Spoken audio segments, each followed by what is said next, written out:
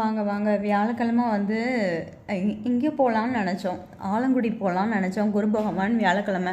ஆனால் கடைசியில் வந்து சட்டநாதருக்கு போகிற மாதிரி ஆயிடுச்சு. சீர்காழி சட்டநாதருக்கு தான் காலையில் போனோம் நேத்திக்கு வியாழக்கிழமை.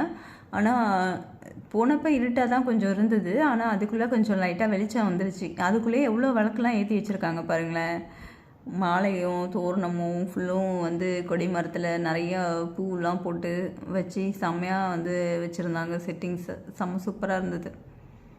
அது எப்போயோ ஃபங்க்ஷன் போல் வச்சுருந்துருக்காங்க அது. ஆனால் இப்போக்கெலாம் வைக்கல. ஆனால் கொஞ்சம் வந்து வாடி இதாக தான் இருந்தது. கொஞ்சம் சில பூலாம் வந்து உதிர்ந்து போய் அந்த மாதிரி இருந்தது. போயிட்டு அப்புறம் சரி மேலே போய் சட்டநாதரை பார்க்கலாம் அப்படின்னு சொல்லிட்டு வெயிட் பண்ணிகிட்டு இருந்தோம். அது போய் பார்க்குவோம் அப்படின்னு சொல்லிட்டு. ஆனால் வந்து சட்டநாதருக்கு முன்னாடிலாம் 5 ரூபா தான் கலெக்ட் பண்ணிகிட்டு இருந்தாங்க. ஆனால் இப்போ வந்து 10 ரூபான்னு நினைக்கிறேன். ஆமாம், 10 ரூபா கொடுத்து தான் போனோம். 10 ரூபா. அதுக்கு முன்னாடி சட்டநாதருக்கு நேராக உள்ள சிவன்லிங்கம். இவர் வந்து எனக்கு ரொம்ப பிடிக்கும். இந்த சிவன்லிங்கம்னா எனக்கு அல்லாதி பிரியம் அப்படி ஒரு பிரியம். எனக்கு ரொம்ப பிடிக்கும் இந்த சிவன்லிங்கம்.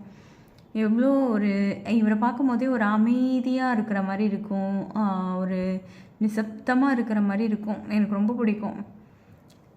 அந்த ஃப்ளவர்ஸ்லாம் வச்சுருக்காங்க பாருங்களேன். ஃபுல்லும் ஃப்ளவர்ஸ்லாம் வச்சு இந்த மாதிரி வச்சுருக்காங்க. ஃபுல்லும் விளக்குலாம் தீபம் நிறைய பேர் போட்டிருக்காங்க.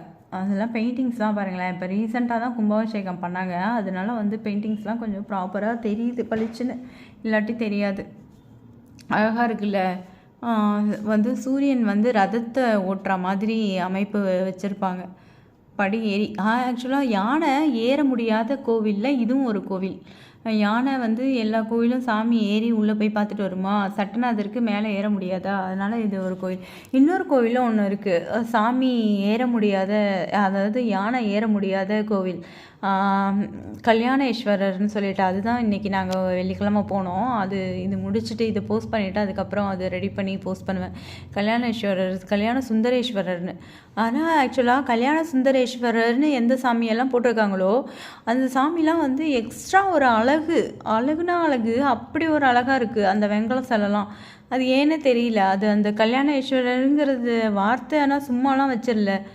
அதெல்லாம் வந்து பார்த்து தான் வச்சுருக்காங்கன்னு அதுக்கப்புறம் தான் எனக்கு தெரியுது. இது மேலே ஏறும் போது இந்த படியில் ஏறி அது வரைக்கும் கொஞ்சம் வெளிச்சம் டிம்மாக இருந்ததா, ஏறி போகிற திரும்புகிற வரைக்கும். அதனால அது கொஞ்சம் இருட்டாக இருக்கிற மாதிரி இருந்தது. இதுலலாம் யானை